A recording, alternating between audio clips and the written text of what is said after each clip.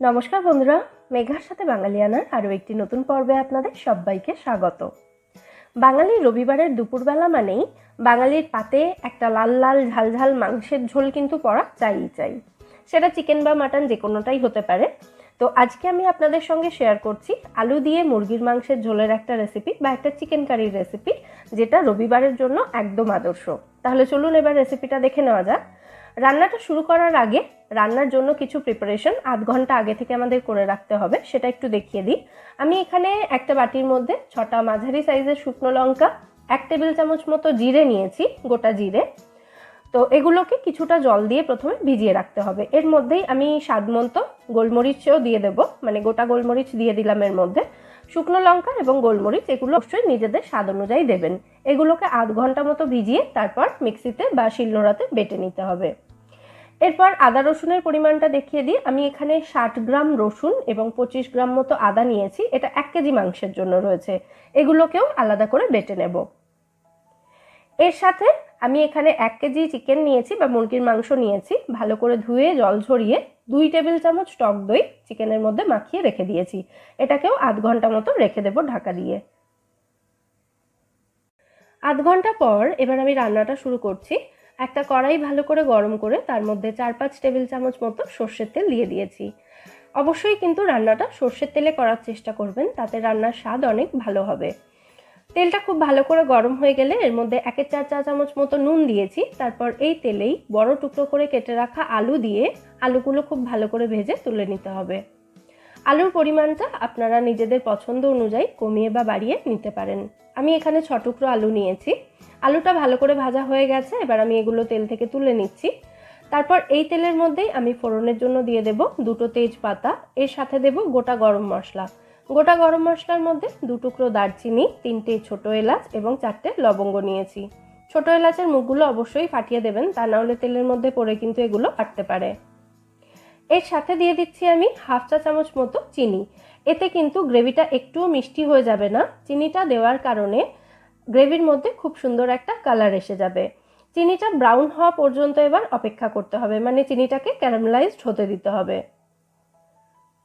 1.5 থেকে 2 মিনিট মতো তেলের মধ্যে রেখে দিলেই দেখবেন চিনিটা এরকম ব্রাউন হয়ে গেছে। তারপর এর মধ্যে দিয়ে দেব আমি পেঁয়াজ কুচি। আমি এখানে 2টো বড় সাইজের পেঁয়াজ এরকম করে মিহি করে কুচিয়ে নিয়েছি। পেঁয়াজের কালারটা ব্রাউন হওয়া পর্যন্ত অপেক্ষা করতে হবে। 1 কেজি চিকেনের জন্য আমি 2টো বড় সাইজের পেঁয়াজ এখানে ব্যবহার করেছি, এটাই কিন্তু যথেষ্ট। পেঁয়াজের পরিমাণ বেশি হলে গ্রেভির মধ্যে একটা মিষ্টত্ব চলে আসে, সেই জন্য এই পরিমাণ পেঁয়াজ কিন্তু যথেষ্ট। পেঁয়াজটা ভালো করে ভাজা হয়ে গেলে এর মধ্যে আমি দিয়ে দিয়েছি দই মাখিয়ে রাখা চিকেনের পিসগুলো। এবার গ্যাসের ফ্লেমটা হাই করে দিয়ে চিকেনটাকে ভালো করে ভেজে নিতে হবে।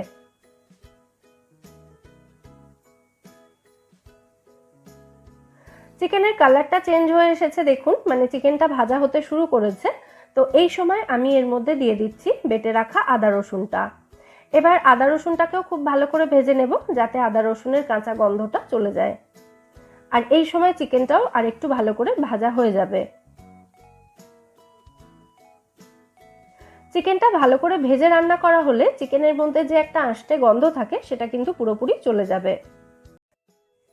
চিকেন এবং আদা রসুন বাটাটা ভালো করে ভাজা হয়ে যাওয়ার পর এর মধ্যে জিরে, শুকনো লঙ্কা এবং গোলমরিচ বাটাটা আমি দিয়ে দিলাম।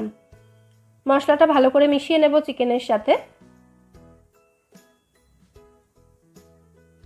এই সময় কিন্তু গ্যাসের ফ্লেমটা আমি একদম লো করে দিয়েছি। এবার এর মধ্যে দিয়ে দেব একটা মাঝারি সাইজের টমেটো 4 টুকরো করে, আর এর সাথে দিয়ে দিচ্ছি আমি স্বাদ মতো নুন। নুনটা যদি এরকম প্রথম দিকে দিয়ে দেওয়া হয় তাহলে চিকেনের মধ্যে কিন্তু নুনটা ভালোভাবে ঢুকতে পারবে। 1 চা চামচ মতো হলুদ গুঁড়ো দিয়ে দিলাম। তারপর আবার সমস্ত উপকরণ খুব ভালো করে মিশিয়ে নেব।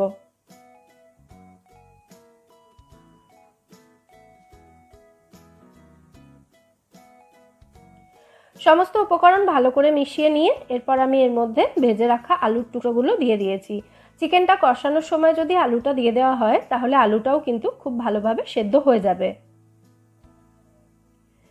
এবার এই সমস্ত উপকরণ একসঙ্গে কষিয়ে নিতে হবে 10 মিনিট মতো। আর এই সময় গ্যাসের ফ্লেমটা একদম লো রাখতে হবে আর কড়াইটাকে ঢাকা দিয়ে দিয়ে এটাকে কষিয়ে নিতে হবে।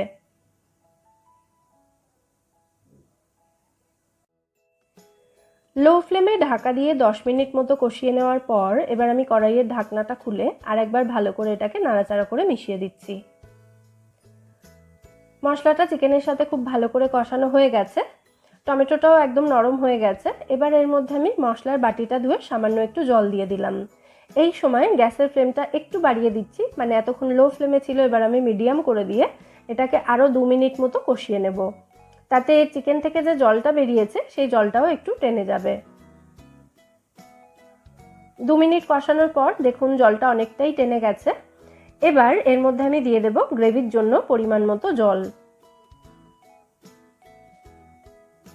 জলটা কিন্তু অবশ্যই এখানে ফুটন্ত জল ব্যবহার করবেন, অথবা গরম জলও এখানে ব্যবহার করতে পারেন, মানে হালকা গরম জল। তবে ঠান্ডা জল একেবারেই ব্যবহার করবেন না, তাতে কিন্তু মাংস শক্ত হয়ে যাওয়ার চান্স থাকে। ভালো করে মিশিয়ে দিয়েছি। এবার গ্যাসের ফ্লেমটা একদম লো রেখে চিকেন এবং আলুটা পুরোপুরি সেদ্ধ হয়ে যাওয়া পর্যন্ত এটাকে রান্না হতে দেব। 10-12 মিনিট মতো রান্না করে নিলেই দেখবেন চিকেনটা খুব ভালো মতো সেদ্ধ হয়ে যাবে, কারণ এর আগে অনেকক্ষণ সময় নিয়ে চিকেনটা কষানো হয়েছে।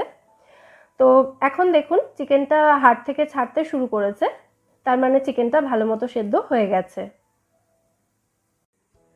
একদম সাবেকি পদ্ধতিতে রান্নাটা করার জন্য আমি কিন্তু এখানে নুন হলুদ ছাড়া অন্য কোনো গুঁড়ো মশলা ব্যবহার করিনি। সমস্ত গোটা মশলা বেটে আমি রান্নাতে দিয়েছি, এতে কিন্তু রান্নার স্বাদ অনেক ভালো হবে। সবশেষে এর মধ্যে আমি গরম মশলা বাটা দিয়ে দিলাম 1 চা চামচ মতো।